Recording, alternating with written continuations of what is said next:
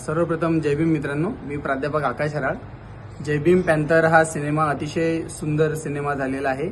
या सिनेमातील सर्वच कलाकारांनी उत्तम अशी अभिनय केलेला आहे आणि विशेष म्हणजे सामाजिक राजकारणावर भाष्य करणारा हा सिनेमा आहे. ज्या प्रकारे राजकारणी समाजामध्ये फूट पाडतात, जातींमध्ये भांडणं लावण्याचं काम आज आपण पाहतो आहे, या महाराष्ट्रात सुरू आहे आणि त्याच्यावर नेमका हा सिनेमा भाष्य करतो. सिनेमा जरी 80 आणि 90च्या दशकाला वर आधारित असला तरी सुद्धा आजही हा अत्यंत ज्वलंत असा सिनेमा वाटतो. आजच्या युगातला हा सिनेमा वाटतो.